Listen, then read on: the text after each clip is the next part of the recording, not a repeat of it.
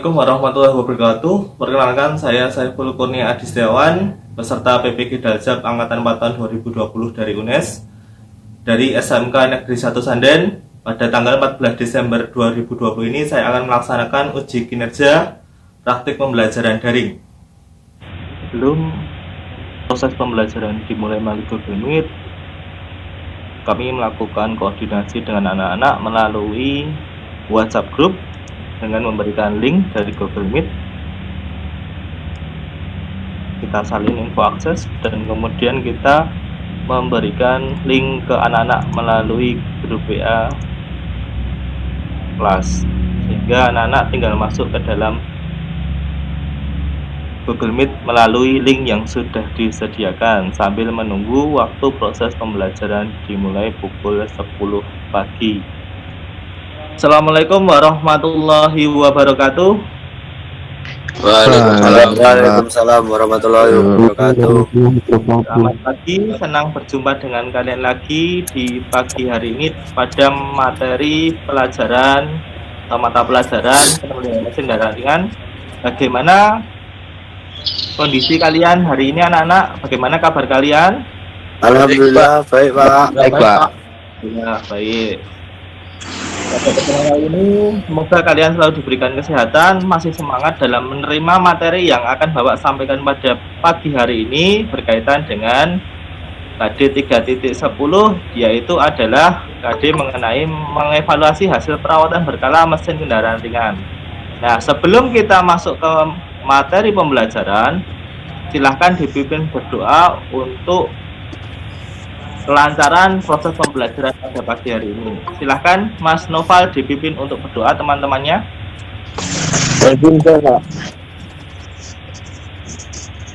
Untuk mengawali kegiatan pada pagi hari ini, berdoa menurut kepercayaannya masing-masing. Berdoa mulai.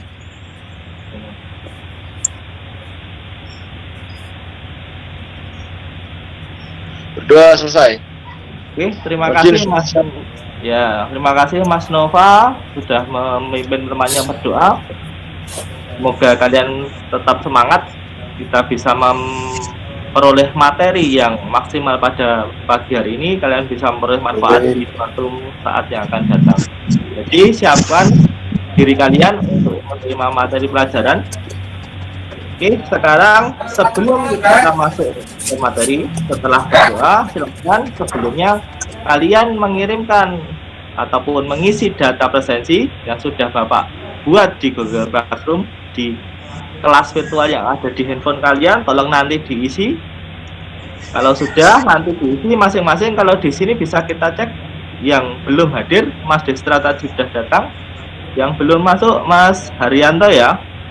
Semoga Mas Haryanto nanti diberi ada kesempatan supaya bisa menerima materi pada kesempatan ini. Semoga tidak sakit, semoga bisa mengikuti pelajaran pada kesempatan kali ini. Juga sudah masuk yang maka pada kesempatan kali ini Bapak mau menyampaikan materi, yaitu tujuan yang harus kalian capai pada proses pembelajaran dengan Bapak pada kesempatan kali ini, yang dimana KD ini adalah tujuan pembelajaran ini untuk kegiatan teori dan praktek, yang dimana satu kegiatan yang pertama mengenai menentukan fungsi perawatan berkala itu sudah kita sampaikan minggu lalu. Yang akan kita pelajari pada kesempatan kali ini yaitu adalah menguraikan kegiatan perawatan berkala, serta kita dapat menyimpulkan hasil perawatan berkala mesin kendaraan ringan dan percaya diri. Jadi itu ya yang akan kita pelajari pada kesempatan kali ini. Oke, sebelum kita masuk pada materi inti, kita akan pemanasan dulu. Ada gambar ini, apa yang bisa kalian lihat atau kalian analisis? Tolong dianalisis. Gambar itu apa toh? Itu apa toh? Tentang apa? Perbedaan kendaraan yang tidak diservis dan diservis. Oh, siapa yang jawab tadi, Mas Dwi Putra? Siap, Pak. Oke. Ya, terima kasih. Ada lagi? Luar biasa jawabannya. Yang lain, coba disampaikan. Yang Perawatan bawah. berkala. Kenapa? Yang bawah? Yang atas? Kok karena kurang perawatan berskala, Pak. Oh, kurang perawatan berkala ya, bukan berskala ya. Oke. Jadi yang bawah kurang perawatan berkala artinya kendaraan tersebut jarang dilakukan yang namanya Pengecekan, Pak. perawatan maupun perbaikan. Tapi perbaikan tidak sampai ke dalam itu ya. Oke, ada lagi. Oh, yang atas sering di servis. Nah, yang bawah gambarnya sampai sering terjadi yang namanya wah ada yang tidak beres, artinya kendaraan ini bisa sampai mogok ataupun bisa sampai kendaraan itu menjadi rusak berat. Iya tidak? Iya, Pak. Iya. Nah, tuh, jadi pernah nggak kalian lihat kendaraan di pinggir jalan seringkali ada asap? Itu biasanya kendaraan tersebut jarang dilakukan pengecekan ataupun Pengecekan. perawatan gitu atau Servis. Nah, atau sering dikenamakan orang bengkel itu mengatakan perawatan berkala itu apa? Perawatan berkala sering dinamakan tune up, luar biasa, mantap. Kemudian dari proses tune up nanti kalian akan memperoleh yang namanya pengetahuan mengenai beberapa macam uraian kegiatan dan nanti kalian bisa menyimpulkan yang namanya apa? Kalian bisa menyimpulkan yang namanya kondisi kendaraan yang baik yang sudah diservis maupun yang tidak diservis. Caranya bagaimana? Dengan merasakan kondisi kendaraan ataupun setelah kalian mengecek kondisi kendaraan itu baik seperti apa? Oli, kemudian sistem pendinginnya, kemudian suara mesinnya, apakah ada sesuatu yang berbeda ataukah ada sesuatu yang namanya ganjil. Ganjil itu aneh ya. Misalkan kendaraan bunyi cegreng. Nah, tetapi kenyataannya tidak semua kendaraan mesti seperti itu, kecuali kalau kendaraan itu memang sering dilakukan perawatan secara berkala. Kita akan masuk ke alur kegiatan yang namanya kita akan lakukan. Nah, di sini Bapak akan menyampaikan materi yang kita bahas, yaitu mengurangi kegiatan. Nah, pada proses pembelajaran kali ini melalui kita pembelajaran daring karena kita pada saat masa pandemi ini, silahkan kalian nanti di Google Classroom yang sudah ada di Google Classroom di HP kalian, silahkan nanti presensi sudah. Kemudian video pembelajarannya nanti supaya sepertinya Bapak akan sampaikan dulu secara singkat, tapi juga kalian harus lihat sendiri di HP kalian. Kemudian ada dua macam video kalian lihat untuk menambah referensi. Kemudian materi ajar nanti kita pakai ini, modul ini untuk kalian fasilitas mengerjakan LKPD lembar kerja peserta didik. Nah, LKPD-nya itu dikerjakan. Nah, dikerjakan saya bagi menjadi 3 kelompok yang sudah saya bagi kemarin. Jadi LKPD ini berupa ini ya, dan dikerjakan. Kemudian yang terakhir di kegiatan akhir nanti evaluasi. Evaluasi ini dikerjakan setelah proses pembelajaran ini selesai dan saya beri waktu sampai pertemuan ke mendatang. Oke. Sekarang kita kembali ke video pembelajarannya. Silahkan dilihat dulu. Apa yang ganjil terhadap kendaraan itu nanti saya tanyakan. Jadi saya nggak akan secara utuh karena ini sudah ada di Google Classroom. Jadi saya ambil masalah yang ada pada kendaraan ini. Jadi silahkan didengarkan, perhatikan apa yang ada pada video. Siap? Siapa anak-anak? Siapa? Mesin yang nembak ya, keadaan mesin stasioner lalu tapi apabila kita tarik gasnya seperti itu,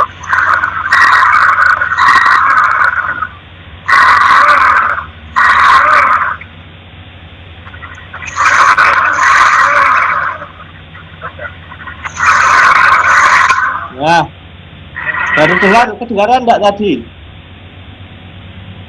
Ada ledakan yang muncul di knalpot. Biasanya ini yang menyebabkan apa? Video yang ini yang saya maksud. Apa yang terjadi pada video?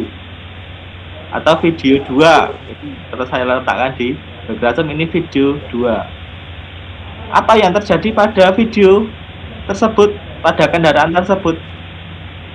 Yang terjadi apa, anak-anak? Muncul suara yang menembak ya. Muncul suara yang menembak. Artinya apa? Kalau kita ngecek yang dilakukan apa coba? Busi, Pak. Pengapian terlalu mundur. Pengapian terlalu maju, busi. Oke, kalau busi alasannya kenapa kok bisa busi itu bisa menyebabkan ledakan di knalpot? Ada yang sudah tahu belum? Coba.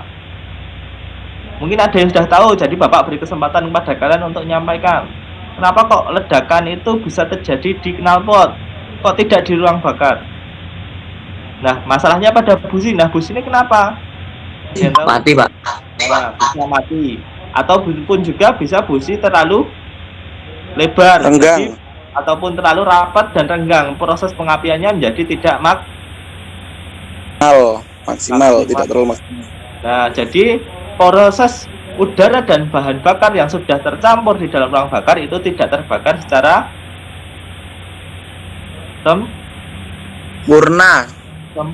Jadi bahan bakar itu masih ada sisa-sisa yang ikut terbuang dalam gas buangnya. Jadi bahan bakar yang masih ikut terbuang dengan gas buang itu bisa ikut terbakar dan meledak di knalpot. Karena busi 4 ataupun busi berapa itu yang mati bisa saja menyebabkan ledakan di knalpot. Nah, proses pengecekan itu selain dari busi sebenarnya juga harus urut ya.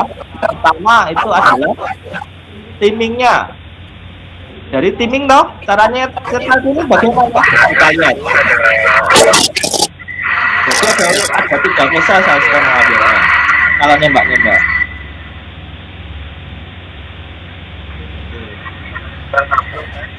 Ininya bisa nanti ataupun dibutuhkan bisa besar bau ataupun bisa besar ataupun meningkat di besarnya.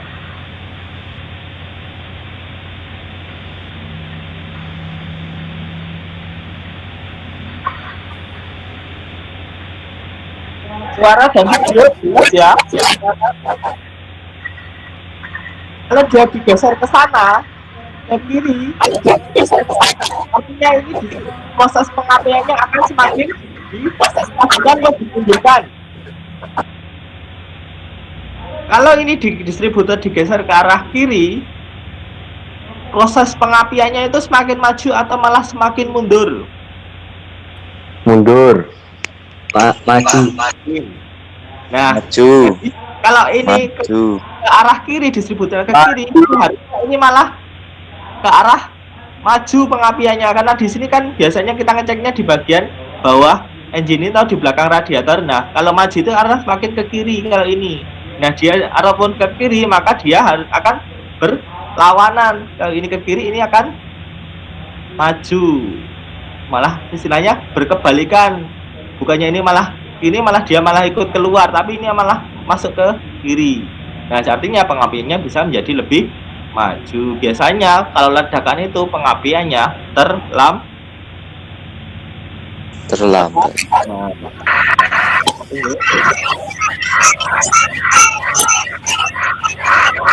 Saya belum sembuh ledakannya, maka yang dilakukan adalah pengecekan oleh mekanik pada setelan pengapian. Nah, pengapian ini kan sistem pengapian kan banyak, dari baterai, kemudian koil, distributor, tabung busi dan businya itu sendiri, dan platina juga. Nah, disetel ini apakah pengapiannya bagus atau enggak. Nah, platina ini buka atau enggak. Kalau enggak buka, bisa saja indikasinya bukan dari platina. Kenapa? Kalau platina tidak membuka, artinya apa? Maka mesin tidak akan hidup. Logikanya bagaimana? Kalau platina tidak membuka, artinya tidak ada induksi elektromagnetik di koil dan tidak akan bisa menyebabkan yang namanya busi itu meletik. Dan mesin tidak akan bisa hidup. teruskan. Nah, kalau misalkan penyetelan ini sudah normal, sudah bagus, dan bisa saja juga vakumnya juga dicek ya. Kalau vakumnya nggak beres, bisa juga vakumnya bermasalah karena proses pengapiannya itu tidak maju secara otomatis berdasarkan putaran mesin ataupun dasar kevakuman beban mesin. Nah, ini masih nembak di setel platinanya juga. Kemudian dicek terakhir adalah dan terakhir adalah apa anak? Busi. Ya, busi. Mana tadi? Ya, businya ya. Nah, ini lihat. Nah, ini goyang loh. Kalau goyang artinya apa? Businya masih bagus. Kalau busi goyang artinya masih bagus. Oh, Mas Haryanto sudah. Selamat datang Mas Haryanto. Oke, businya masih bagus kalau goyang. Ini lihat. Nah, saya ulangi dikit. Lihat, ini goyang enggak? Nah, mau mati toh? Goyang loh.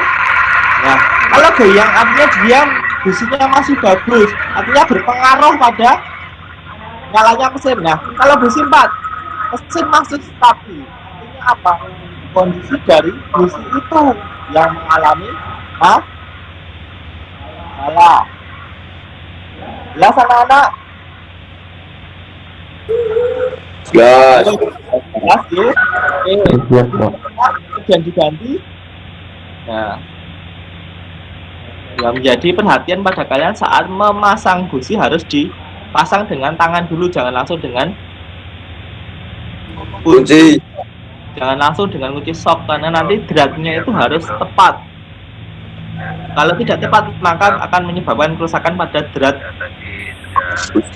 dari busi maupun atau kepala silindernya. Gas akselerasi dia pun normal, nggak ada menembak. Artinya jadi masalah. Simpulannya ini dan nggak nembak lagi. Oke. Sekarang akhirnya, nah ini tune up mesin bensin secara konvensional ya. Nanti kita uraikan saja secara singkat. Di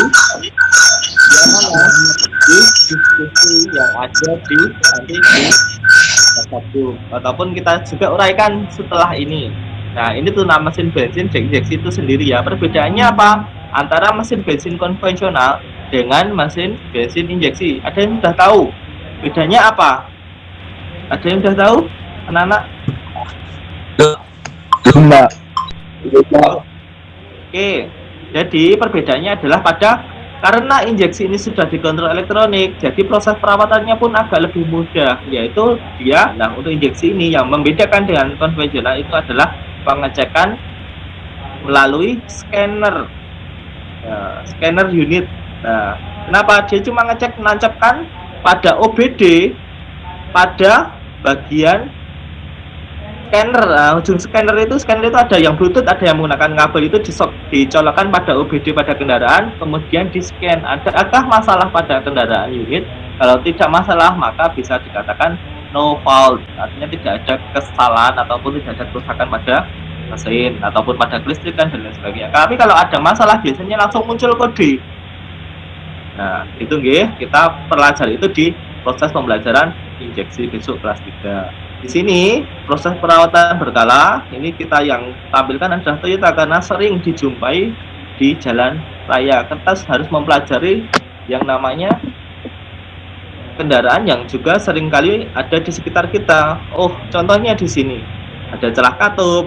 Itu setiap kalau misalnya EV itu jarang sekali setel katup, itu sudah jarang. Nah, kemudian drive belt ini ada periksa itu tiap berapa kilometer, ini bulan, ini kilometer, mana yang lebih dulu.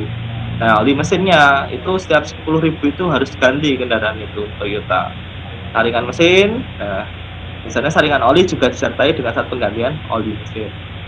Kemudian yang sering itu juga adalah periksa itu adalah pendingin, kemudian pelumasan, kemudian baterai itu harus dicek. Kenapa? Pengecekan baterai kalau misalkan tiba-tiba kendaraan itu mati di tengah jalan, kemudian di start susah, itu artinya kondisi baterai itu tidak dapat dicek ataupun diketahui secara berkala. Oh, ini sudah mulai jelek Pak. Biasanya kalau di di bengkel, maka disarankan untuk mengganti pada servis yang berikutnya. Biasanya sudah di warning atau diperingatkan. Kemudian saringan udara itu harus diperiksa dan diganti. Kalau biasanya ini harusnya diganti pada setiap 10.000 karena juga berpengaruh pada proses pembakaran.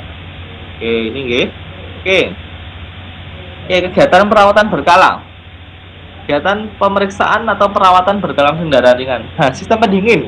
Ada yang sudah pernah melakukan perawatan berkala mesin sistem pendingin, anak-anak? Apa saja yang sudah digambar ini, Bapak? Oke, gambar ini saja. Oke. Coba ada yang bisa menjawab? Mas Ahmad Jaki?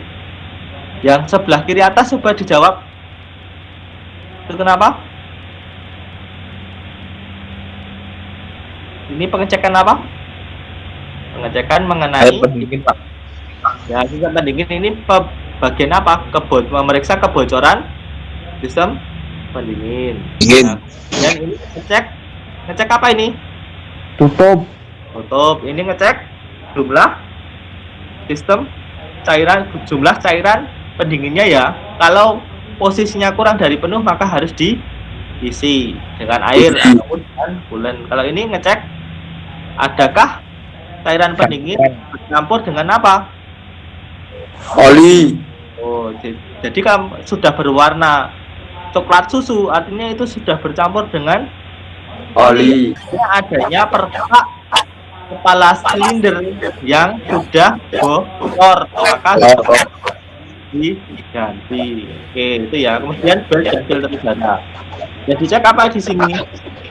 Ini filter udara. Ini apa, Mas Andra? Yang ini apa coba?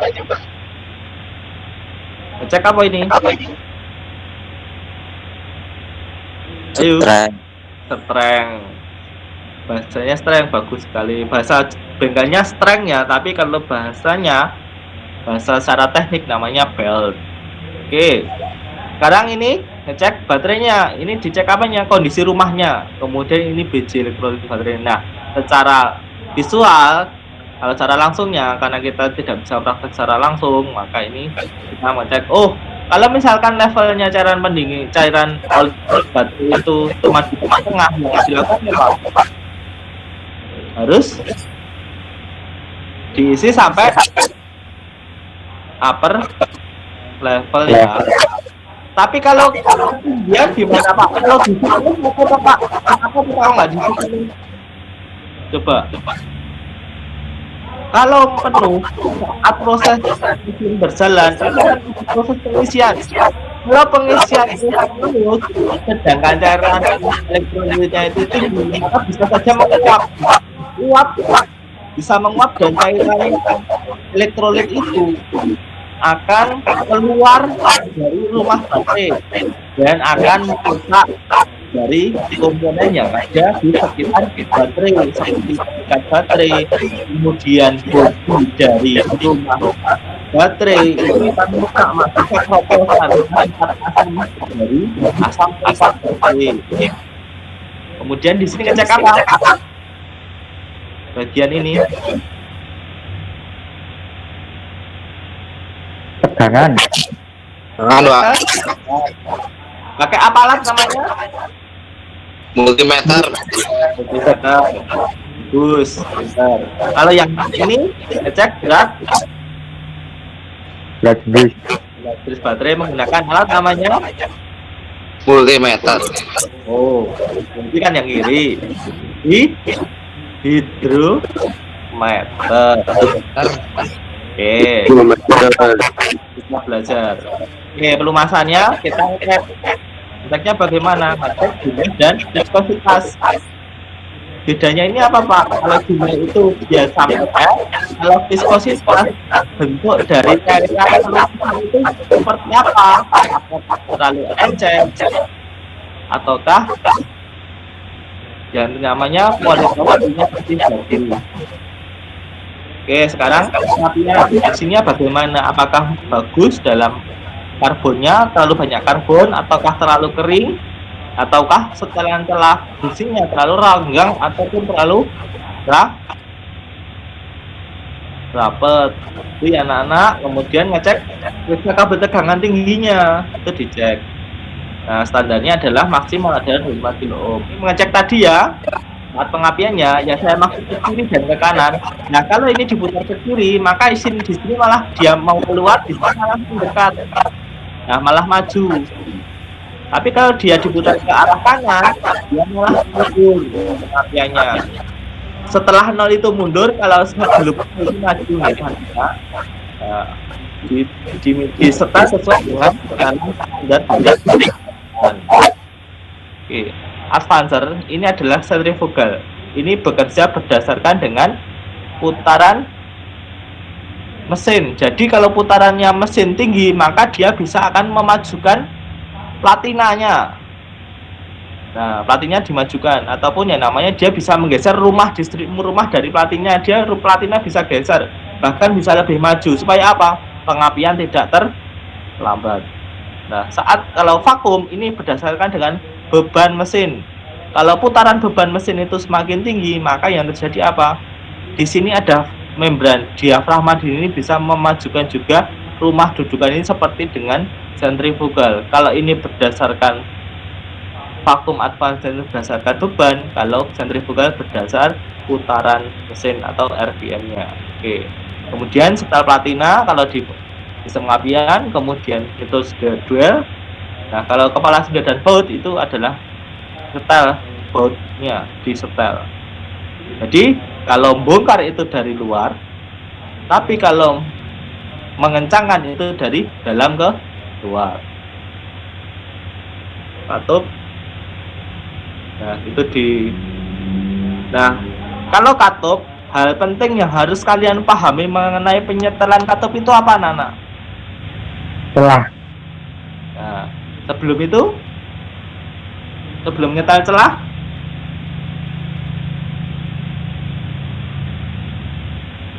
kamu harus, yang paling utama adalah harus ditopkan. Kalau nggak ditopkan langsung nyetel celah, maka itu bisa saja membuat piston bisa bertabrakan dengan klep. Nah, yang harus saya perhatikan adalah di sini dia harus ngetopkan dulu. Top silinder 1 atau top silinder 4 kalau biasanya kita pakai di kendaraan kita. Oke, kemudian karburator nyetel RPM-nya kayak nonggo. Kalau di sepeda motor itu penyetelannya adalah angin-angin, kalau di mobil namanya idle mixture adjusting screw. Ya biasanya dia posisinya tegak lurus ataupun dia mendatar. Nah, kemudian dosasi CO, HC, CO2 dan BB. CO itu karbon monoksida, hidrokarbon, karbon dioksida dan timbal. Nah, ini standarnya. Itu sebelum katalisator. Artinya katalisator itu apa? Yang mampu mengubah gas buang berbahaya menjadi lebih rendah emisi. Dengan katalisator diminimalisirkan. Nah, kemudian tekanan kompresinya, kemudian listrikan bodinya. Listrikan bodi biasanya lebih awal. Oke, sudah anak-anak. Jadi uraian kegiatan ini juga nanti saya tanyakan di kesimpulan. Jadi setelah ini silahkan kalian pelajari yang namanya materi yang sudah Bapak uraikan tadi melalui PowerPoint dan video.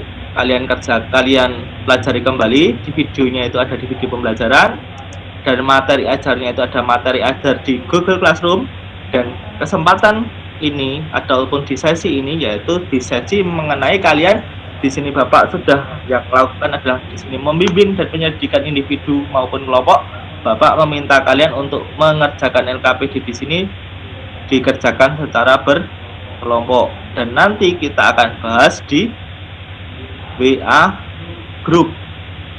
Nah, jangan lupa kita masuk melalui WA, kita lakukan pelajaran asinkron ataupun kita pelajaran melalui media aplikasi WhatsApp supaya tidak memakan kuota kalian. Kita nanti proses diskusi ataupun menyajikan hasil karya, hasil diskusi kalian di WhatsApp group. Jelas nggih, anak-anak?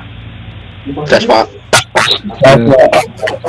Nanti LKPD-nya dikerjakan ada di Google Classroom nggih, nanti juga dikumpulkan. Kalau LKPD kita bahas, dan jangan lupa juga sudah harus dikumpulkan. Dan evaluasi evaluasi ini dikerjakan secara mandiri, dikerjakan nama, kelas, dan nanti juga harus ada pekerjaan yang kalian kerjakan, dan nanti dikerjakan saya Bapak beri waktu selama 1 minggu. Nah, hasilnya akan Bapak sampaikan di pertemuan yang akan datang. Kalau kurang nilainya, maka harus kalian lakukan yang namanya revisi. Oke, terima kasih. Sebelum Bapak akhiri materi pada kesempatan kali ini, ada yang mau ditanyakan? Kalau tidak ada, Bapak cukupkan sekian pada kesempatan kali ini supaya kalian bisa lebih fokus mengerjakan LKPD secara kelompok dengan teman kalian melalui WhatsApp ya, saling komunikasi ya di kelompok yang Bapak bagi kemarin. Silahkan dikomunikasikan dengan teman-teman kelompoknya, dan nanti dikumpulkan salah satu yang ketua kelompoknya yang mengumpulkan ke Bapak melalui Google Classroom. Jadi saya cukup 3 kelompok, jadi cuma 3 pekerjaan, dan silahkan dikerjakan. Dan kembali lagi Bapak mengingatkan, jaga kesehatan, jangan lupa jaga jarak, jangan bermain kemana-mana, menjauhi kerumunan, jaga kesehatan, pakai masker kalau keluar. Semoga kalian selalu diberi kesehatan. Kita bisa berjumpa lagi di kesempatan yang akan datang. Tolong nanti kita di WhatsApp grup pukul 11 lebih 5 menit. Paham nggih? Paham, Pak. Karena LKPD Paham, Pak. 30 menit. Karena LKPD dikerjakan selama 30 menit. Jadi kemudian kita bahas sampai pukul 11.20 kita akan tutup materi pelajaran pada siang hari ini pada pukul 11.20. Jadi 11 lebih 5 menit kita masuk ke WhatsApp ya. Ya, Pak. Terima kasih atas atensinya. Bapak cukupkan melalui Google Meet pada pagi hari ini. Jangan lupa tetap semangat. Wassalamualaikum warahmatullahi wabarakatuh. Waalaikumsalam warahmatullahi wabarakatuh.